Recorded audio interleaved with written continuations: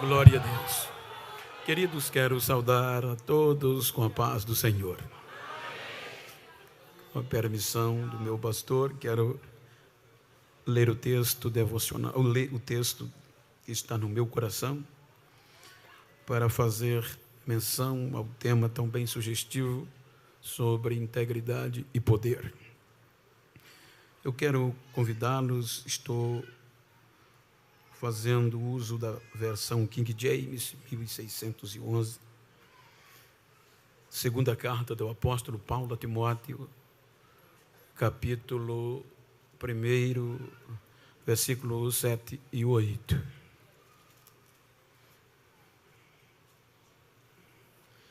Eu quero tomar por base este texto para conciliar a proposta temática, tendo em vista que muitos que me antecederam e vão vir após mim, dos quais não sou digno de estar entre eles, mas pela bondade de Deus, dos meus pastores da coordenação Nordeste, tenho tido esta honra, e eu quero ler o texto que está escrito, segundo Timóteo, capítulo 1, porquanto Deus não nos concedeu um espírito de covardia, mas de poder, de amor e de equilíbrio. Assim sendo, não te envergonhes do testemunho do nosso Senhor, nem de mim, prisioneiro dele. Pelo contrário, participa comigo dos sofrimentos ou das aflições por causa do Evangelho, segundo o poder de Deus. Amém? Queiram tornar os vossos assentos, por favor. Enquanto eu quero agradecer a Deus, ao meu pastor, reverendo José Orisvaldo, pela credibilidade, pois sem ele eu não levanto nem uma mão nem um pé. Meu mestre, meu pastor, meu amigo, a sua muito digna esposa. Quero agradecer ao pastor José Carlos, presidente da União de Ministros do Nordeste, e agradecer a toda a coordenação do Liderar Jovem Nordeste, na pessoa do pastor César, meu amigo, pastor Ricardo, e todos aqueles que com ele compõem esta coordenação, e respectivamente a todos os líderes jovens do Nordeste. Muito obrigado. É um prazer rever os amigos. Gostaria de citar nomes, mas seria impossível. Mas aqui está o pastor Luarã, o pastor João Lucas, e em nome deles, externando a minha gratidão a todos os demais amigos, ao pastor de Piauí, Jaime, muito obrigado. Pastor Daniel. Queridos, há uma proposta temática com base em Daniel, mas como se trata de um trabalho de liderar com equilíbrio, com integridade e poder, é bem verdade que quando nós analisamos a palavra liderar ou integridade, ela nos leva e nos arremete dentro de um sentido direto. Quando nós buscamos no original hebraico, ela vai para uma palavra chamada yahar, que no contexto original é sem curva, é reto. Esta proposta, ela não é só simplesmente para o ser humano, mas, por exemplo, ser íntegro é ser reto, até uma rua, é ser sem curva. E quando nós olhamos para o nosso português, é simplesmente inteiro, sem danos, sintetizando. Então, a minha proposta é como ser íntegro no meio entre as aflições do Evangelho. Como permanecer inteiro entre as aflições. Como permanecer reto e sem curva entre as aflições de uma liderança. Quando nós analisamos o texto e o seu contexto como um todo e a história, há uma grande diferença comportamental, educacional e de formação do Velho para o Novo Testamento. Obviamente, pastor Eliakim, quando nós analisamos a cultura dos jovens, escolhidos por Daniel, por Nabucodonosor, os irmãos observam que foram escolhidos alguns outros jovens além desses 4. Mas a formação deles era diferente de Timóteo, que nos representam melhor, tendo em vista que as características e as exigências de Nabucodonosor não era para qualquer um, tendo em vista que ele pede que o seu representante Aspenais escolhesse dentre os filhos de Judá alguns jovens de família real e nobre, com característica, inteligência, ou seja, de um QI avançado, pessoas que eram formadas desde o nascimento, diferente de qualquer outros seres humanos, que eram estes nobres. Se você estudar a formação de um filho de um rei e de uma rainha, você vai ver que é diferente de todo o contexto de um cidadão comum. Então, tendo em vista que, além da cultura judaica, quando eles formavam com solidez as crianças, ainda na tenra idade, diz um contexto educacional, tendo em vista que nós estamos falando de liderança, e quero fazer menção de representantes da minha igreja, que eu congrego, lá do Rio Largo, pessoa do presbítero Góes, com todos os líderes. Então, quando nós analisamos o contexto, os judeus formavam os seus jovens já com base de liderança, para que eles se tornassem líderes ou mestres da lei de Moisés. Então, o princípio básico, segundo o contexto educacional, começava com 6 anos de idade. Isso, no Antigo Testamento, abrangia homens e mulheres, ou moças, rapazes, meninos e meninas.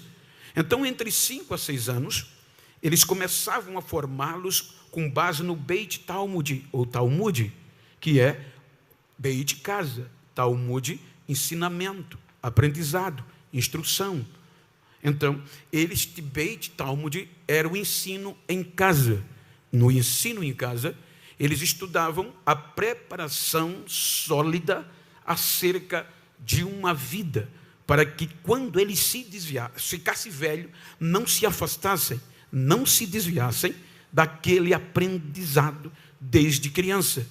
Então, eles estudavam 3 matérias principais dentro de um conceito de formação sólida. Era a lei, a base da lei, os principais pontos da lei. Eles eram catequizados até os 12 anos. Eram de 5 a 6 anos, a preparação sólida em casa, pelo pai ou pela mãe.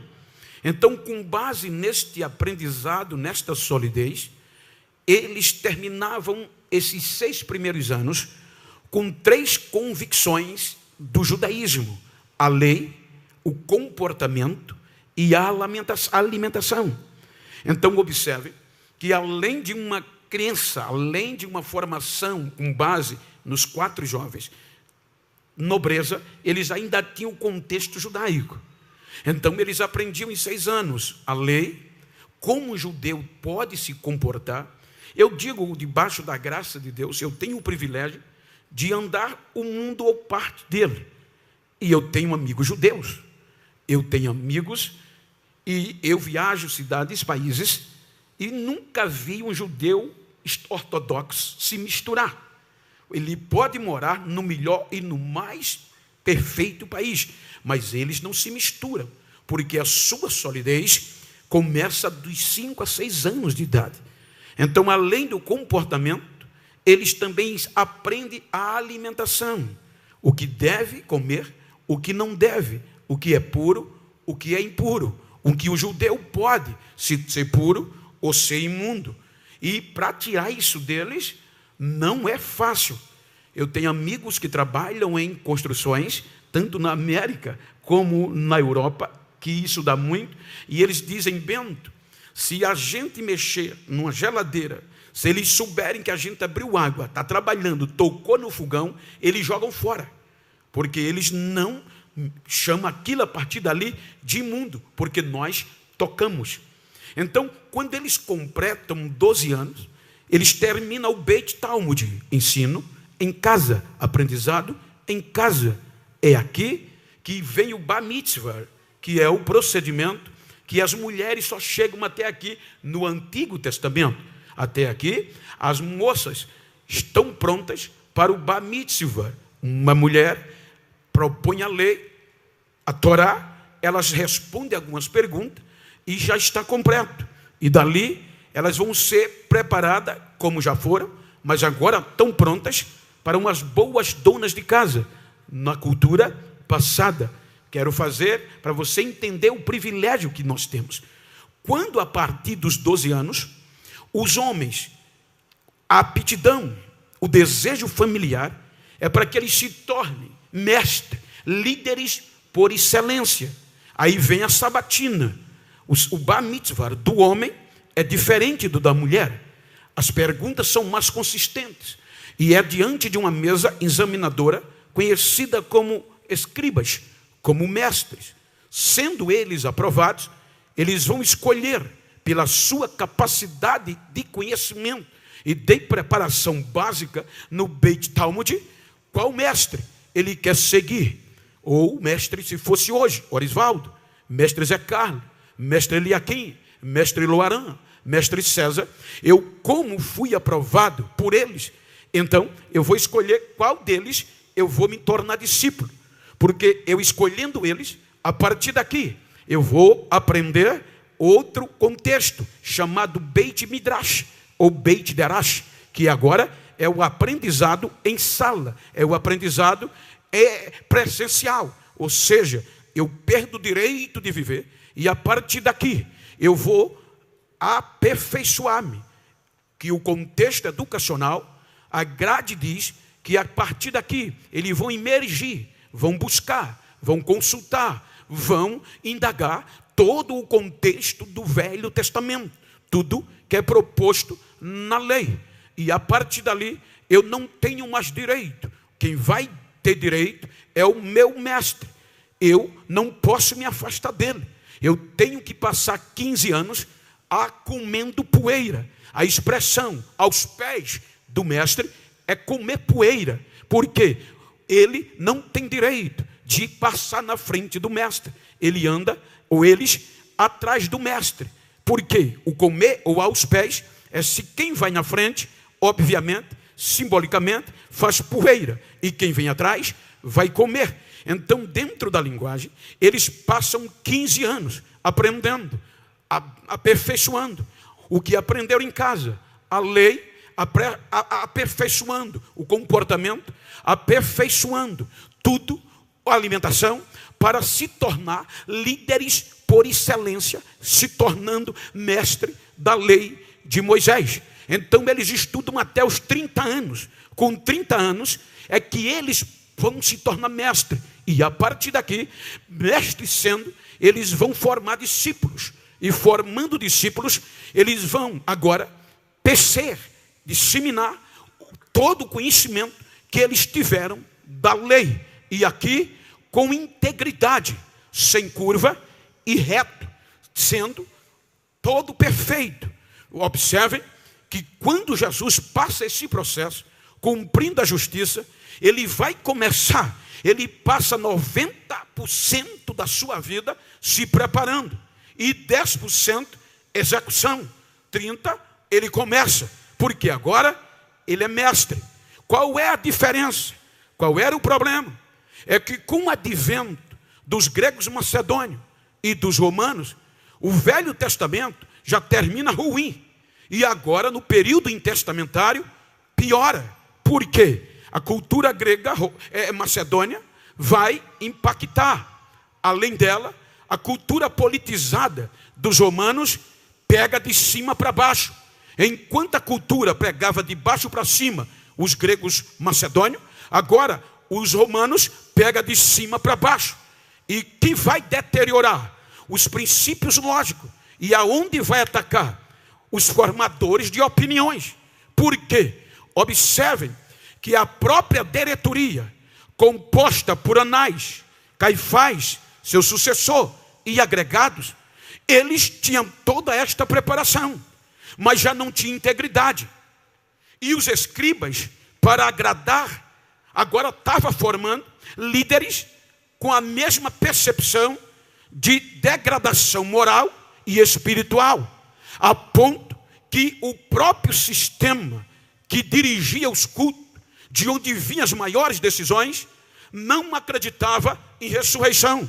Se puder pôr para nós lermos, que é a liderança, Atos 23:8. Quem comandava aqui eram os saduceus. E em Atos 23:8, olha o que é que diz, quando Paulo vai fazer sua defesa. Primeira parte, me ajuda, por favor, é bem prática, eu vou citar.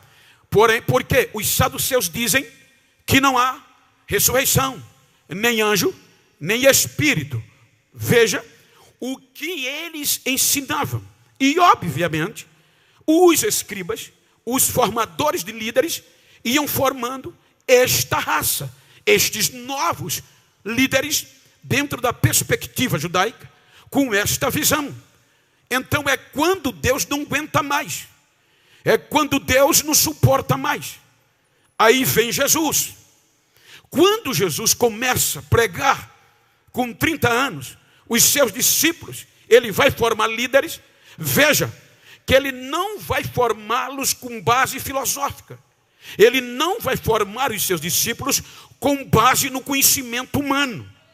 A lei é perfeita, a lei é boa, mas com a degradação, eles desvalorizaram e agora viviam segregando as pessoas em vez de trazer a Deus.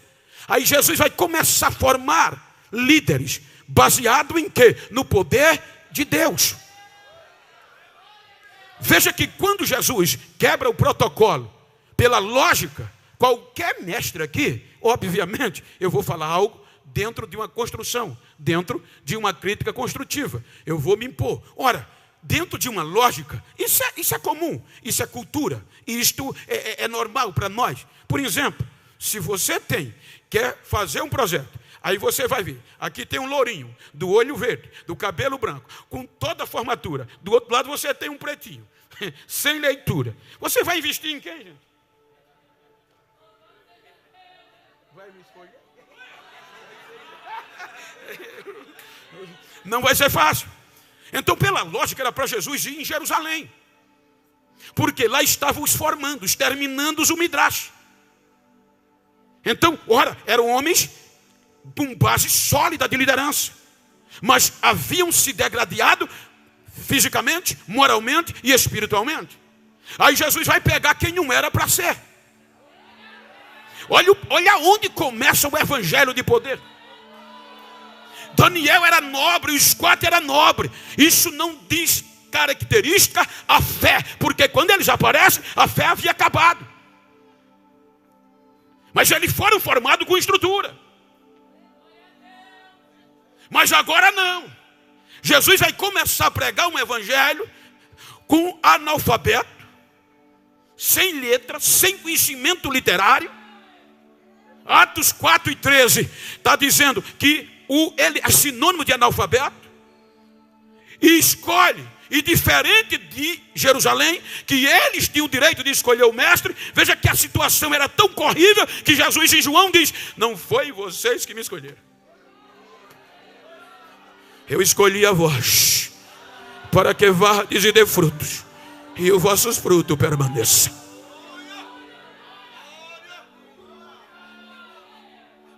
Aí Jesus começa a pregar este evangelho. E qual era a diferença do evangelho de Cristo? Você vai ver que quando o evangelho de Cristo começa a ser pregado, que a notícia chega em Jerusalém, impactou, porque o evangelho de Cristo era consistente no poder de Deus, com toda a letra, com toda a formação, com todo o requisito de inteligência. Os cultos em Jerusalém só tinha sangue de novilho, sangue de carneiro, só tinha oferta gorda, mas não tinha nada de sobrenatural. lá no norte da Galileia, de onde ele dizia que não vinha nada que preste. Os cultos agora, os discípulos estavam aprendendo a ver o sobrenatural. Era o coxo levantando, era o cego vendo, era o morto ressuscitando, e o povo reconhecendo que Deus é Deus.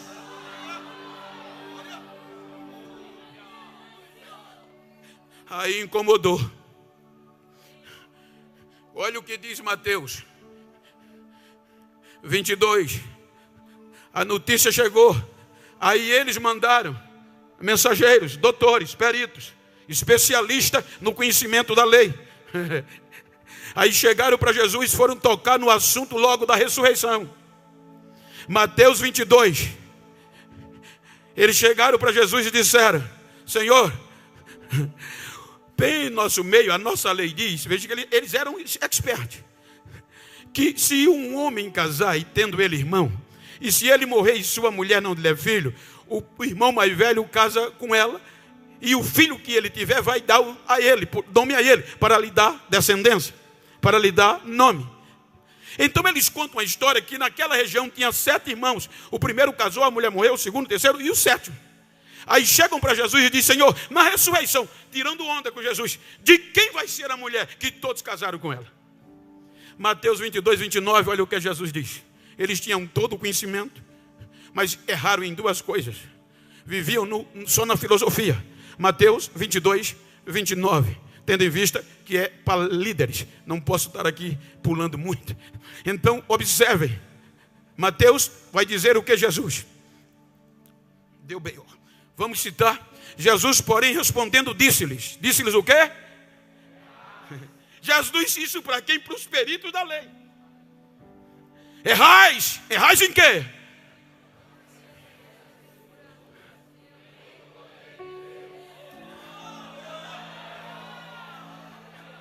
E vai dar uma lição que ele baixa a cabeça e volta. Então olha para quem está ao teu lado e diz: você está entendendo? Estude, estude, estude. Nunca pare de estudar. Mas quer ter sucesso, a prioridade é o poder de Deus. Tem muita gente aí falando bonito.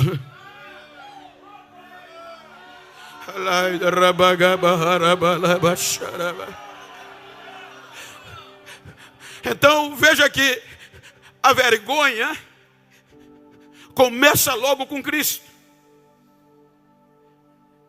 Então eles vão deteriorar o evangelho de Cristo, dizendo o quê? Que o evangelho que Cristo prega é escândalo.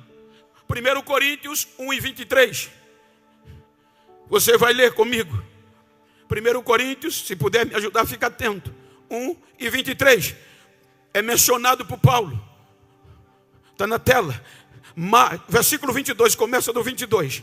Para dar sentido, mas o 23 já serve. Mas nós pregamos a Cristo crucificado, porque os judeus pedem sinal e os gregos buscam sabedoria. Versículo 23. Mas nós pregamos Cristo crucificado, que é escândalo para os judeus e loucura para os gregos. Veja que a mensagem de Cristo era escândalo para os judeus. Que judeus? Estes. A palavra escândalo no original é pedra de tropeço. No grego, quando você vai para o latim, é pedra que alguém pode tropeçar. Quando você traz para o português, é aquilo que causa comoção irritante. Escândalo quer dizer laço, armadilha. Então eles começaram a tentar deteriorar o evangelho de Jesus com estas frases. Como não conseguiram, disseram, no contexto, é uma vergonha acreditar e seguir este homem. Veja que isso causou um impacto tão grande que afligiu Jesus. Afligiu os discípulos. Não é à toa que Lucas 9, 26 registra. Lucas 9, 26, esta vergonha que é pejorativa em qualquer idioma, traz aflição a Jesus. Lucas 9, 26, foi preciso Jesus dizer, fazer uma reunião para todos dizer, se alguém se envergonhar de mim e das minhas palavras, o Filho do Homem igualmente se envergonhar dele naquele dia, ou quando voltar em glória.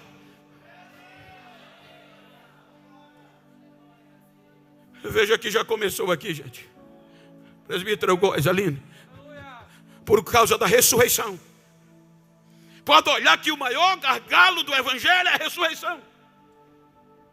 Porque a diretoria do judaísmo não acreditava.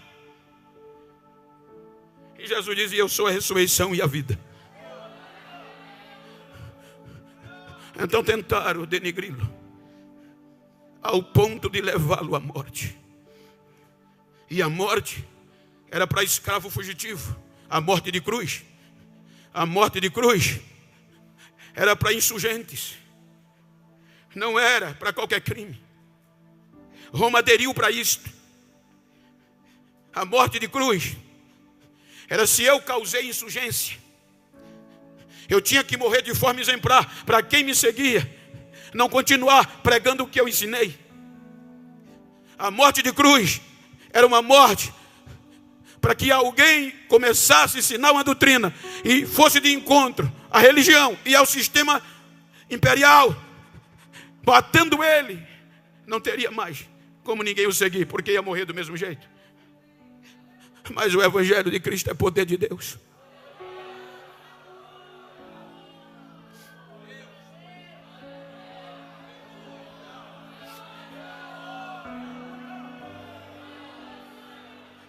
Não é baseado em filosofias. Ele ressuscita ao terceiro dia.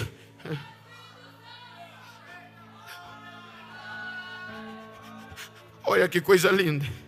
Eu acho lindo isto. Na filosofia, no conhecimento humano, quem acreditaria mais daqueles 11 discípulos? Só o poder de Deus faz essas coisas, gente. Não desiste de quem perdeu a integridade. Ele vai recuperar um por um. Não passa na cara o erro.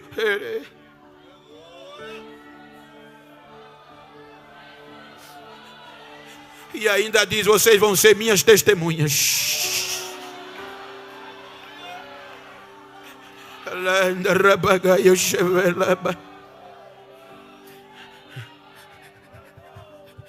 E agora eles vão começar a disseminar este evangelho de poder.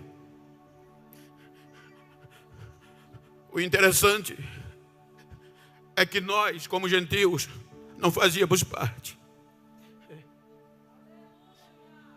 Os próprios apóstolos, dentro da estrutura judaica, do seu aprendizado, não engoliam a gente. Por isso que eles pregavam o evangelho da circuncisão, que era preciso observar pontos da lei.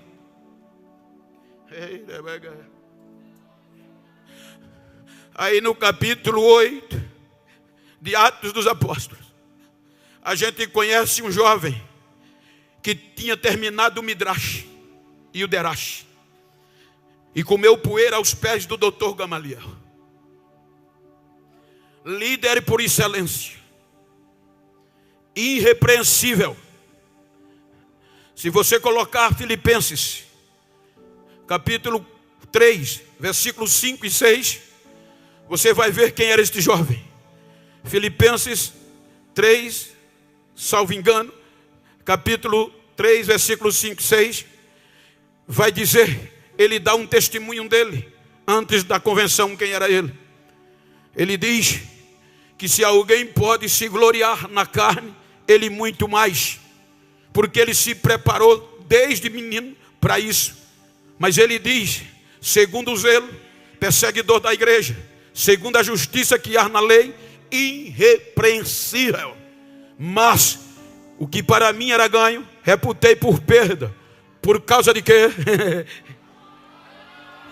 Ele estava dizendo, e gente, tem gente aí que se mete a besta pensando que é alguma coisa. Eles pensam que eu também não tenho direito. Tudo que eles sabem eu aprendi também. Mas eu era mais do que ele, porque a própria Bíblia diz que da idade dele ninguém era como ele. Mas ele diz que quando eu conheci a Cristo, eu larguei tudo isso para trás e dei preferência ao poder de Deus, que é o que faz a diferença. Capítulo 8, irrepreensível. Ele vai perseguir a igreja. E também Saulo consentiu na morte de Estevão. capítulo 9, ele está tão furioso que vai procurar o sumo sacerdote, pede autoridade no capítulo 9 para destruir a igreja. Veja quem era ele, tão exemplar, tão íntegro no fariseísmo. Ele diz que do fariseísmo, que era mais severa doutrina e religião tradicional dos grupos religiosos, ele era terrível, de tão irrepreensível que era. Foi nesta busca que ele conhece o Evangelho. Jesus o salvou. O interessante é que quando você vê Deus pedindo a Pedro para olhar para os gentios, Pedro nega. Observe, por exemplo, isso é sinal de liderança. Diz a Bíblia que Deus desce um cesto do céu com todo tipo de animais imundos e faz uma proposta em um período de fome de Pedro. Pedro, pega o período da fome, levanta, mata e come. Aí Pedro olha os animais e diz: de jeito nenhum, Senhor, eu vou comer isso aí. Nunca coloquei nada imundo na minha boca. Veja como era a formação de um judeu. Eles aprendiam desde os 5 anos. 3 vezes Deus insiste e ele não quer. Aí Deus diz: não chame imundo que eu já purifiquei. E o cesto é voltado para o céu, o lençol. Aí agora ele vem com Paulo e vai fazer dele mensageiro aos gentios. Aí Paulo vai começar a aprender o que é aflição, mas foi formado nisso. A formação de Paulo era diferente de um pagão. A formação de Daniel era diferente de um pagão, de um gentio. Eles tinham uma formação sólida. Agora ele vem e vai levar a mensagem, mas vai para o anonimato. Já começa sofrendo, já começa esquecido, já começa jogado de lado. Se converteu, vai ter sucesso na igreja, vai ser separado. Era bom demais, mas não. Os irmãos crentes desconfiaram. Será que ele não está enrolando? Nem fizeram o caso dele. A notícia que corria era que os irmãos diziam: lembra aquele besta que perseguia a gente?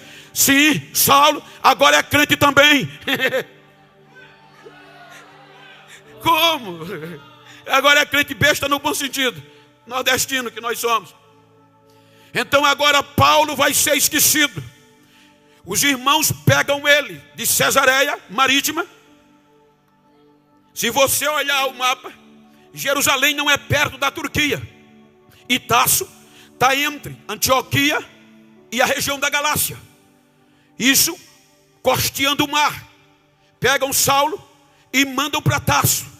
Agora onde ele vai? Tarso, por exemplo, norte, Turquia. Tarso está aqui. Antioquia está aqui. Galáxia está aqui. Então ele vai para Tarso. Passa-se alguns anos, o evangelho da circuncisão continua sendo pregado. Aí alguns gentios saem de Jerusalém e vão para Antioquia. E alguns judeus. E começam a falar de Jesus. E em Antioquia o evangelho pega fogo. Quando o evangelho pega fogo, aí chega em Jerusalém. Os gentios estão se convertendo. E a comunidade já cresceu. Aí os apóstolos disseram: tem que mandar um pastor para lá, um líder. E quem vai? Barnabé, homem cheio de fé, bondoso. Leva Barnabé para lá. Quando Barnabé chega lá, o trabalho assusta ele. Antioquia e Tarso. E quem estava em Tarso?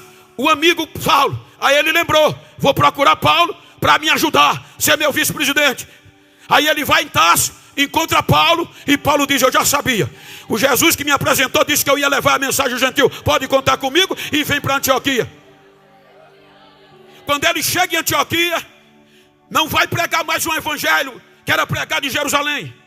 Ele vai pregar o evangelho da liberdade, da incircuncisão, da graça, que não tinha papa na língua. E aí o trabalho vira de ponta cabeça. A liberdade do Espírito e o poder de Deus toma conta. Aí a notícia chega em Jerusalém, na convenção. Aí disseram: esse cabo é doido. Ele é quem? Doutor Saulo. Está pregando o evangelho que vocês não pregam aqui. Aí olha o que é que acontece. Gálatas, capítulo 2 de Gálatas, versículo 4. Ele vai citar depois o que aconteceu. Olha o que é que ele diz quando a notícia... Já pensou? presbítero, nós pregarmos em Rio Lago, diferente daqui. 3 dias, gente. Gálatas 2:4 até o 7. Olha o que é que ele diz. Isso por causa dos irmãos, que se entremetidos secretamente entraram a espiar a nossa liberdade, que temos em Cristo Jesus. Em outra versão diz que alguns falsos irmãos foram enviados de Jerusalém, chegaram em Antioquia para ver o que era que Paulo pregava e a liberdade do poder do evangelho no meio de Antioquia. Aí ele se infiltrava, olhava, chegava em Jerusalém e dizia em Jerusalém, prossegue, para nos porem em quê? Ele diz, a liberdade em Cristo Jesus, por favor, para nos porem em servidão de novo, a cumprir a lei, mas os quais nem ainda por uma hora nós cedemos com sujeição. Ele disse, eu não baixei a Cristo, para que a verdade do evangelho permanecesse entre vós. Aí ele vai dizendo, agora ele bate nos líderes. Olha o que é que ele diz. Ele diz, por favor, pode passar. E quanto àqueles que parecia ser alguma coisa, está falando da convenção, quais tinham sido no outro tempo, não se me dá. Deus não aceita a aparência do homem. Esses digo, que pareciam ser alguma coisa, nada me comunicaram. Poderia ajudar e se larga ele para lá.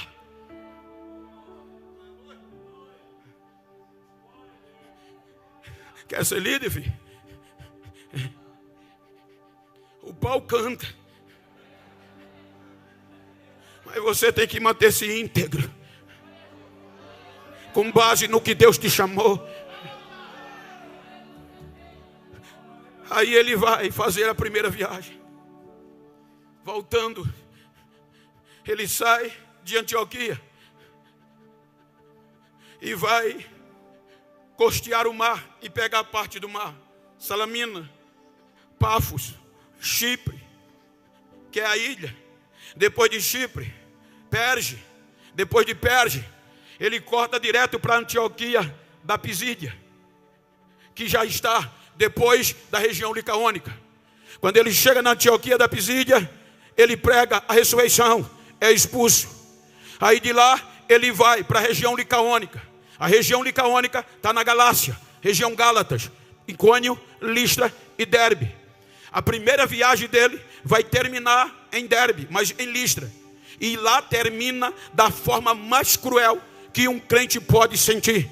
A Bíblia diz que a primeira viagem ele termina num cacete tamanho, porque errou não, por causa de um milagre e não quis aceitar a honra, não é? A Bíblia diz que um coxo foi curado e a cidade se agitou e disseram os deuses desceram entre nós. Era a hora dele bombar se tivesse YouTube. Era a hora da monetização enriquecer ele. E não é isso que a gente vê hoje. Hoje se briga para ter seguidores. Hoje se briga a Jesus, alguém falou em mistério, já bate uma foto para postar, já posta no vídeo, porque o fogo caiu e aí vai dar seguidor. Não, meu filho, quanto mais poder, mais você tem que se esconder. Quanto mais honra como líder, você tem que baixar a cabeça.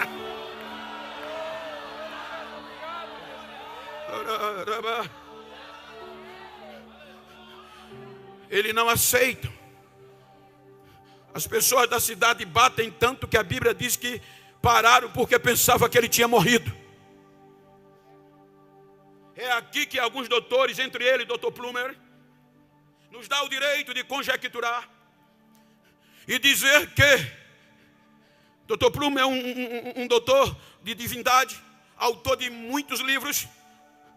Então, alguns outros escritores falam que é aqui que no meio desta vergonha, desse sofrimento, tido como morto, ele não perde a integridade.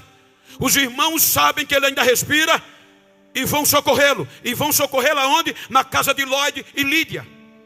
Porque a região licaônica, Listra, não é perto de Jerusalém. Vai dar mais de 1000 quilômetros. O evangelho vai chegar lá agora. Porque Lídia era Eunice. Tudo estava ligado ao grego, por causa do marido. nada convergia. O evangelho estava chegando. Então alguns estudiosos dizem que lá é que a fé de Lídia e Eunice, de Lloyd e Eunice vai chegar agora. E elas conhecem a Jesus por meio do tratamento de Paulo. Aí Paulo ali conhece de forma espontânea, ou Timóteo entra ali, mas no anonimato. Aí quando ele volta para Jerusalém, por causa dos gentios, vai fazer a segunda viagem, passando por toda a região, dizendo o que os irmãos fizeram. E decidiram na convenção que os gentios agora tinham liberdade, não precisavam mais circuncidar-se. A convenção agora deu direito. Diga os gentios que se afastem do sufocado, da impureza, da prostituição, mas pode dar lugar a Deus, não precisa cumprir a lei. Eles agora têm liberdade. Agora o negócio vai pegar. Olha o privilégio. Segunda viagem, ele chega em Icônio, principal cidade da região licaônica. E quando ele chega em Icônio, a notícia de Timóteo já estava. E ele morava em Listra. Os irmãos de Icônio diziam: Saulo, lembra daquela primeira pregação que tu viesse aqui e na casa que tu foi tratado? Tem. Rapaz, tem um jovem lá que está pegando fogo. Aquele tem chamada. Atos 16. Paulo vai e conhece Timóteo. 17 anos, segundo os estudiosos. Se agrada dele e chama-o para substituir João Marco, para o auxiliar. Agora ele vai preparar um líder jovem. Começou jovem, porque segundo o contexto psicológico, é a melhor idade de você impregnar uma cultura, uma formação. É na idade da puberdade. Então agora ele com 17 anos ainda estava se transformando. Aí vai fazer parte de um seminário presencial. Ele vai ver agora, partindo com Paulo, com Silas, vai chegar até no continente europeu, na região grega, romana. Chega na Macedônia, Filipe, seminário presencial, mas vivendo experiências na vida do outro. Em Filipe, ele começou a ver as aflições do evangelho, mais íntegro. Porque quem apanhou foi Paulo e Silas. A partir de Filipe, ele sai pela região da Macedônia, e vendo o quanto é a aflição do evangelho e a vergonha. Você pode olhar que em todas as igrejas que Paulo passou, Tessalônica, Bereia, Atenas, o maior sofrimento foi falar da ressurreição de Cristo. Porque os gregos, os romanos diziam escândalo, os romanos gostavam de sangue. Já os gregos, era óbvio, os gregos seguindo a filosofia de Zenão e de epicureus, e diziam que a felicidade está no que a gente tem. Eles só acreditavam no palpável. Aí a ressurreição é sobrenatural, é poder de Deus. Aí ele dizia, ele é doido, ele está pregando algo que não existe, a ressurreição de morte. Mas o evangelho consistia, por isso que Paulo dizia, eu prego Jesus crucificado, eu prego Jesus poder de Deus, eu prego Jesus que é loucura para quem morre, mas para nós que somos salvos é o poder de Deus. Eu prego isso.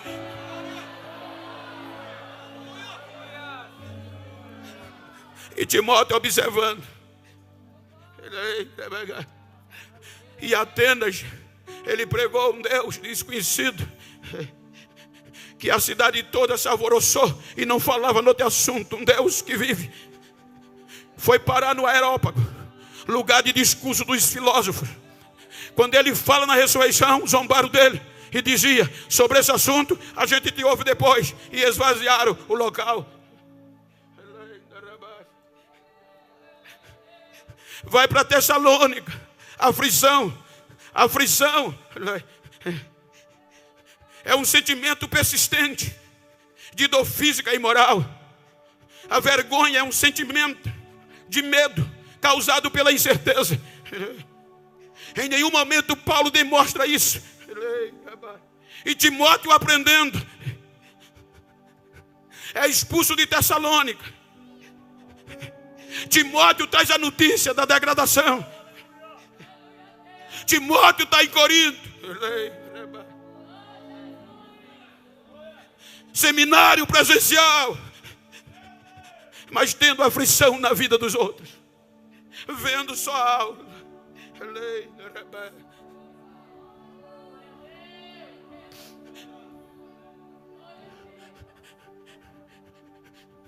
Quando ele sai com Paulo, 17 anos, passa 6 anos no seminário.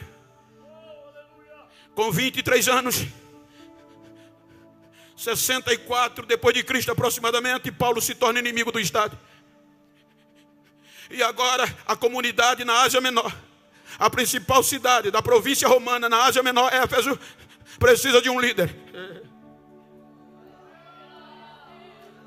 íntegro e que vivesse o poder de Deus.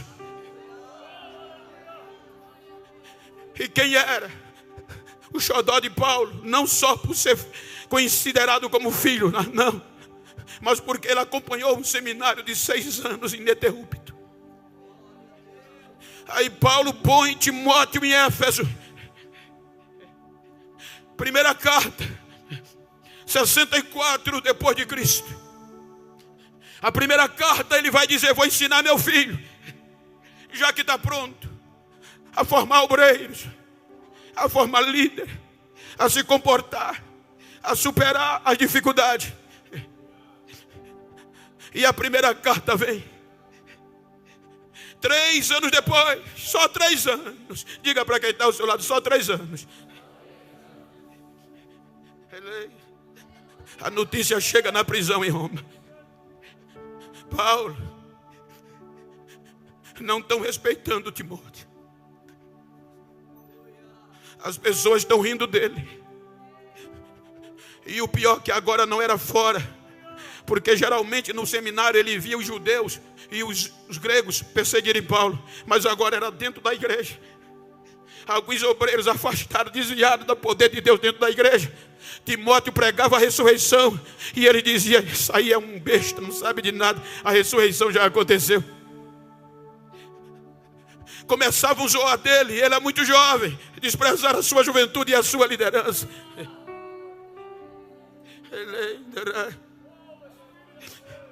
E agora, como manter-se íntegro quando a experiência é pessoal?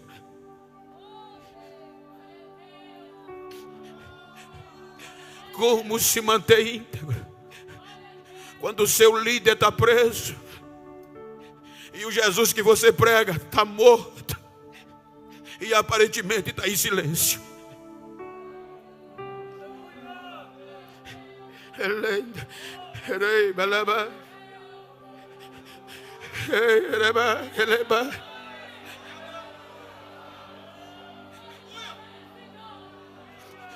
Quando se manter-se, como se manter íntegro quando os teus liderados já não te respeitam mais e você sabe que você está no caminho certo? Quando se manter, como se manter íntegro quando os teus liderados vai pedir outro para te substituir?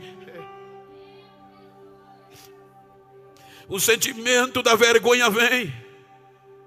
E quem não já passou por isso? Que é o momento da insegurança, causa o medo. Eu hoje chego em uns aeroportos, tem hora que para o embarque, porque tem crente que vem bater selfie. Hoje eu chego em aeroporto fora do Brasil, em muitos países, e eu estava na Turquia recentemente, e um irmão saindo gritando atrás de mim: pastor Genival, era um angolano querendo bater foto comigo. Mas como se manter íntegro? Quando eu chegava em casa e minha esposa dizia: não tem nada para comer.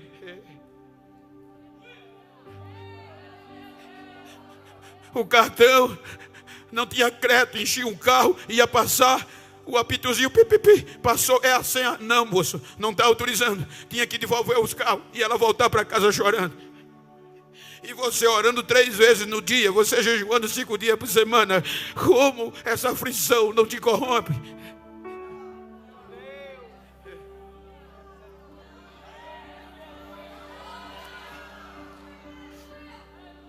Aí Paulo fica sabendo que a torre que ele cuidou tanto está prestes a ruir.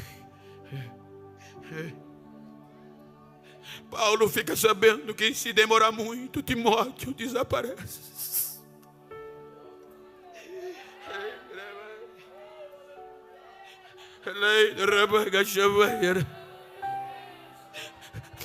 Aí 3 anos ele vai escrever a segunda carta.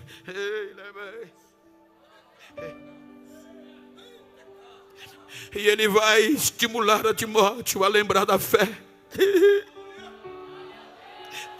Lembra da fé que a tua mãe e tua avó aceitou primeiro, filho.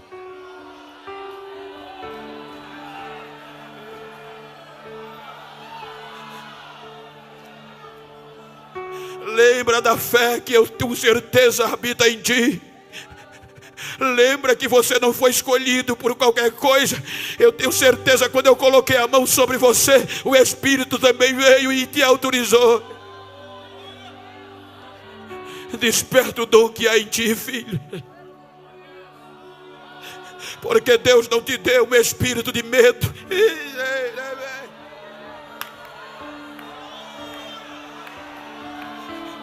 Medo não pode fazer parte da vida de um líder nem de uma líder. Ele já faz parte. O medo é um sentimento de incerteza, de insegurança. Mas quem vive no poder de Deus, essas coisas têm que passar. E eu estou aqui nesta noite cheio de Deus para te dizer: vai ter que levantar.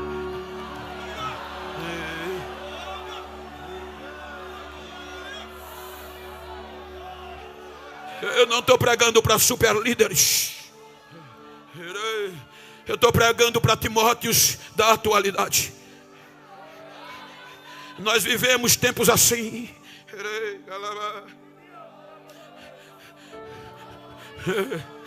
Levanta a cabeça, filho.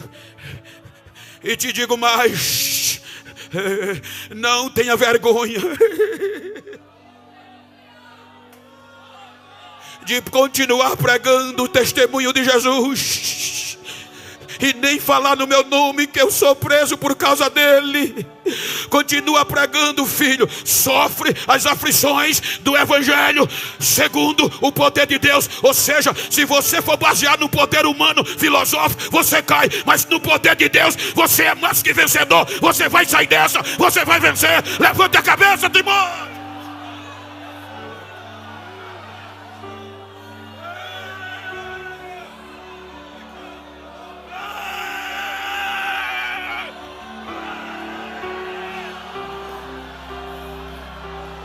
Rabalaraya Shambala Barabayeda Urimega Yashavahadyo.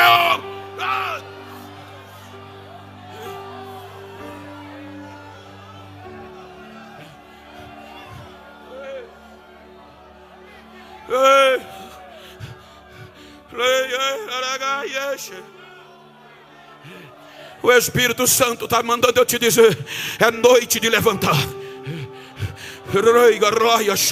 Não estou pregando para super líderes, não estou pregando para super mulher nem super jovem. Estou pregando para seres humanos passivos de querer desistir, como Timóteo. Mas o poder de Deus está tomando a tua vida. Você vai sair daqui com a cabeça erguida. Quem pensou que você ia parar, vai ter que te engolir. Vai ter que te engolir.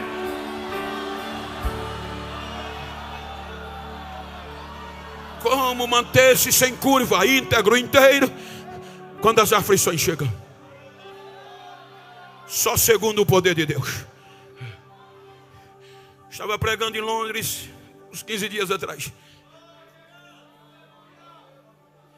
Um casal de missionário que saiu para a missão, deixou tudo, ganhava bem, e foi chamado para liderar.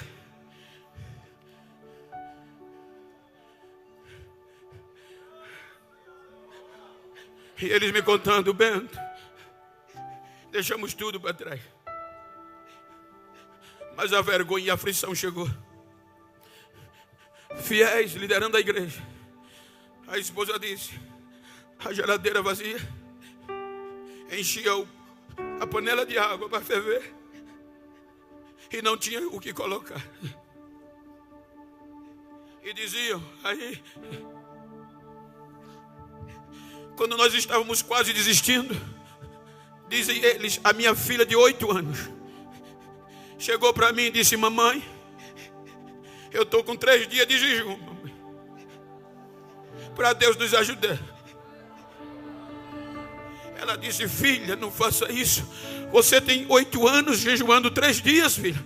Mãe, eu li que Moisés passou 40, porque eu não posso jejuar 3? Aquilo deu força. O poder de Deus vem quando você mais precisa, na hora que tudo parece que vai ser o fim.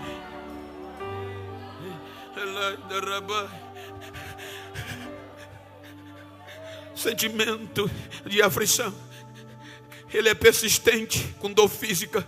Tem noite, tem dia que os ossos doem. Imoral. Aí a torre estava para cair. Aí esta mensagem, essa segunda carta estimulou, e ele não desistiu. A história diz que mataram ele a paulada, mas ele não abriu mais mão do que foi chamado. Então eu, nesta noite, trouxe essa mensagem ao seu coração. Você saiu da sua cidade no Nordeste. Não sei como você chegou, nem como vai voltar. Eu sei que voltar, vai voltar diferente, porque esses dias vão ser dias de bálsamo, para você voltar e dar glória a Deus, que você não vai mais desistir. Você está aqui, você não merecia. Olha a diferença de Daniel para Timóteo. Daniel tinha consciência lógica. Daniel era formado no judaísmo. Daniel era formado diferente dos seus amigos de seres humanos comum. Já Timóteo, o evangelho pega ele misto. Não era judeu, era gente como nós, que não valia nada. O evangelho vai lá e lhe dá a mesma sustentação. Continuou íntegro, com base no poder de Deus. Olha para quem está ao teu lado, diga: o poder de Deus é prioridade na minha vida. Diga para ele: o poder de Deus é prioridade na minha vida. Fique de pé, por favor.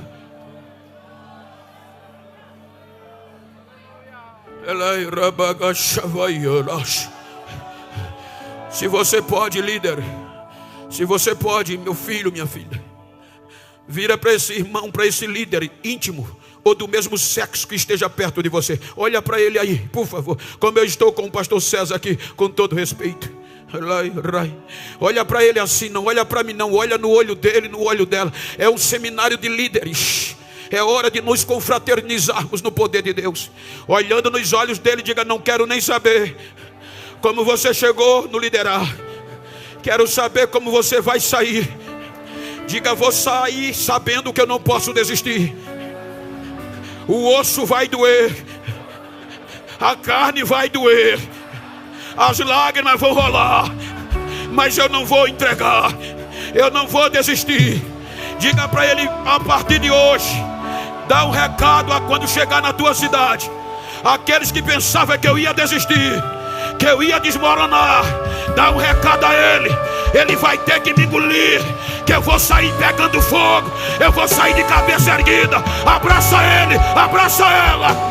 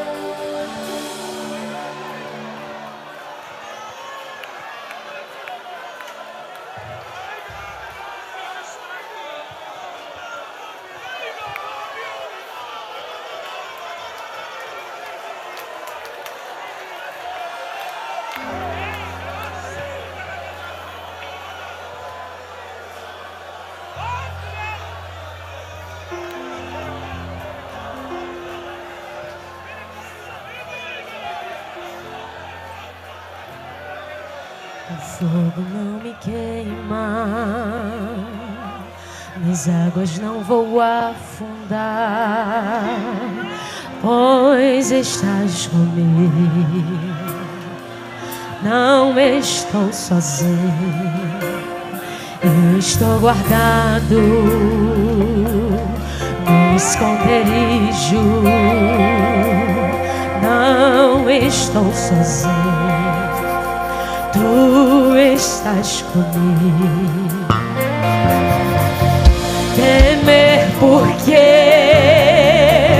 se eu estou guardado por quem nunca perdeu batalhas, seu nome é Jeová Jireh, irás prover de novo. Eu creio em ti.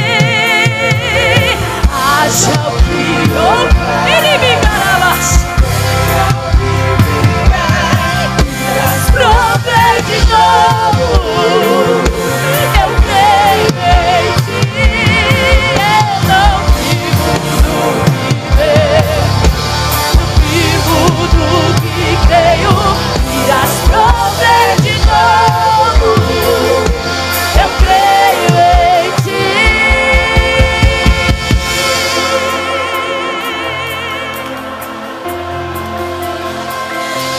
O fogo não me queima, nas águas não vou afogar, pois estás comigo.